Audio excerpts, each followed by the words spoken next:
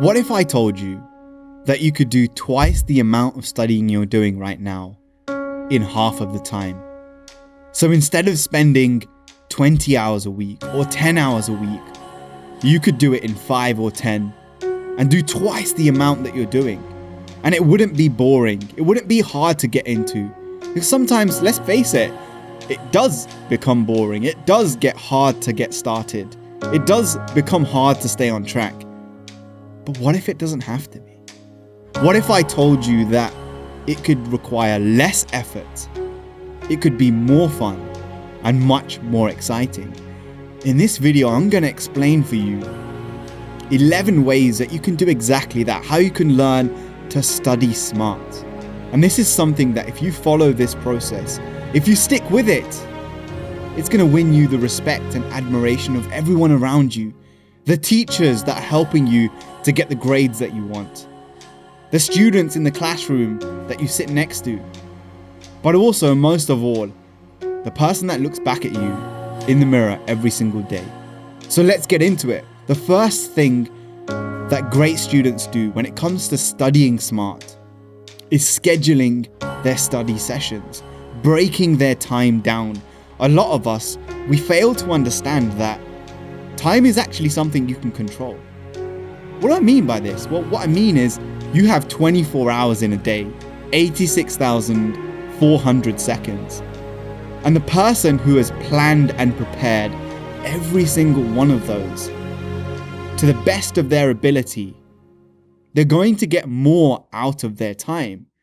So the first thing you need to sit down and do is schedule throughout the week from Monday to Friday, on Saturday and Sunday, in your evenings, in your mornings, in your breaks between lessons. What studying are you going to do? Which topic are you going to focus on? So that when you sit down at the desk, you haven't left anything to chance, but you've scheduled in exactly what you're going to do. So it requires less brain power, precious brain power that you need to focus on learning, to focus on studying effectively. It's not used up in deciding what you're going to do, how you're going to do it. It's already laid out for you. I want you to imagine the life of an athlete, the life of a boxer preparing for his final fight. They don't leave these things to chance. Their meals, their training regimen, the things that they need to work on has been planned beforehand, and you can use the people around you to help you do that. The second thing that you need to focus on is what we call the Ebbinghaus curve. And basically what it means is you forget things over time. So if you learn something today, tomorrow you may remember 50% of it. The day after you may remember 25%. And within a week, you might only remember 5%. That's the way that your brain works. The quicker you understand this, the quicker you can factor this in to your studying regimen. So let's take a look at this. You use a technique called spaced repetition.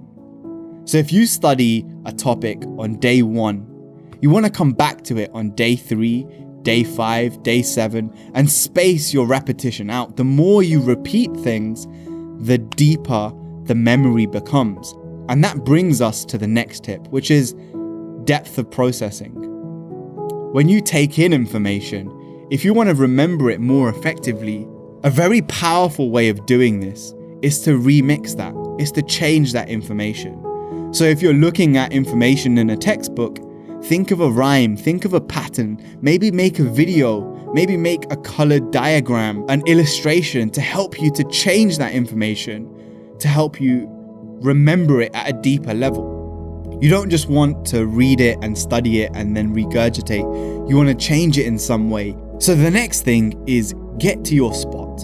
And what I mean by this is, what is the space, the place, the environment that you're the most productive in, that you're the most focused in? One of the things that we forget as human beings is that we are influenced by our environments. The kind of student that you are in your classroom is different to the kind of student that you're going to be in your bed. When you're under the covers and you've got your laptop on your lap, you're going to be more productive in one area than another. So find out what that is for you and make sure you get to that spot as quickly as possible. Most of the difficulty when it comes to studying is not in the studying itself. It's in the activation energy required. I talked about this in the previous video that I did with this channel. Go ahead and check that one out. Sometimes we focus on getting more motivation, improving our techniques, and trying to fuel our rocket ship even more. But another way of making your studying more effective is to remove the resistance, to cut out the distractions like social media. So don't have your phone next to you, turn it off, put it in a different room. Remove any kind of distraction, and I'm talking about people, your dog. Put your dog in a different room if you have a pet or an animal that distracts you. Go somewhere where you cannot be distracted, and the only single thing that you can do is focus on the most important thing, and the most important thing is studying, revising, learning, removing those distractions so less effort and energy is required for you to focus, and you can use it on what's important. And that brings me to the next point. You want to work at 2 levels. So increase your fuel and your motivation to study. Think about and write down, tell people why you're doing this. I'm doing this because I want to become a doctor, an engineer, an entrepreneur, a social activist, a campaigner. And at the same time, remove the blocks that are stopping you. Remove the activation energy required for you to start studying. So before you go to bed at night, have your notebook out and ready on your desk. Make sure it's free of any clutter. Even have the pen ready. So the only thing you have to do is sit down and start taking notes. You don't even have to write the title or the date because those things are already done. And what you want to realize here is that success is a setup. It's not an accident. So make it happen that way. Plan and set yourself up for success. Habits. Let's talk about habits. Because as much as you want to be motivated, if you want these things to be effortless, you need to build habits. Now think about brushing your teeth every morning. When it comes to brushing your teeth, it doesn't require motivation. You don't watch a motivational video for you to brush your teeth, or for you to go to the toilet, or for you to put your shoes on in the morning. The only thing you do is you do the habit. And so by building habits, you make it easier and easier for you to execute the thing that you need to do. Habits don't require motivation. So how do you build the habit of studying effectively? You start small. You start with a small habit and you progressively make it harder and harder. So you might start off at the beginning with doing 10 minutes in the morning.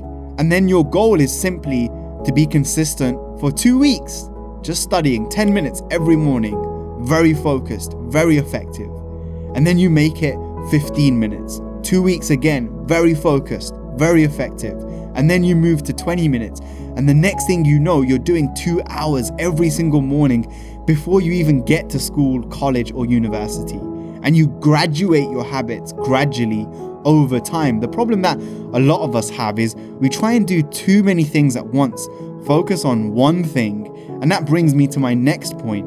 Know what it is that you're looking for when it comes to revision, when it comes to studying. So be smart about it. You don't have to learn everything.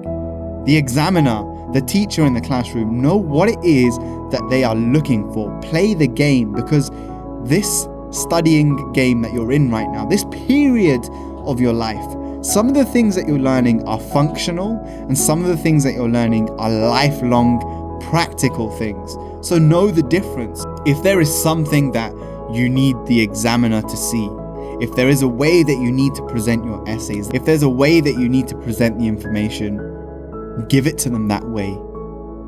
Hard work is going to beat talent when talent doesn't work hard, which brings me to my next point. It's not just about your genetics. It's not just about what you're capable of. You might be the smartest student in that classroom, just like I was, but if you don't work just as hard as the 20, 30 other people in that room, they're going to beat you. They're going to destroy you. And when it comes to that day at the exam, they put in more hours than you. They studied better than you. They looked at past papers. They spoke to other students about what they needed to do. And they were just sharper when it came to that moment, like a samurai who keeps his sword sharp. When the moment came to strike, they didn't hesitate. They only needed one opportunity, and I want you to be as sharp as you possibly can. So focus on putting in the hours. So we got 2 more points left, and these are probably the most important. I need you to really hear me now. When you study, I don't want you to study like a student. I don't want you to study like anyone in your classroom. I want you to study like a lecturer. Now imagine the way that your teacher or your lecturer studies for the classroom. If they were sitting that exam, if they were sitting down for that study session, what are the things that they would do differently? What are the books that they would read differently? What kind of research would they do? And really get yourself into their shoes, into their mindset, because that's what's going to take you 10x forward. It's going to take you 10 steps further than you are at the moment. If you think like a beginner, you're going to prepare like a beginner. But if you learn to think like a master, like the lecturer, like the person who's teaching everybody else, what level of preparation would that require? And then act in accordance with that. And the final, most powerful, practical technique when it comes to studying smart is what's known as the Loci Method or the Loci Method. And to keep it simple, it means this. If you're trying to learn a new language, let's say you're learning Spanish, use your room, use your house that you live in to hold different memories in different places. So I used to use this when I was studying for French.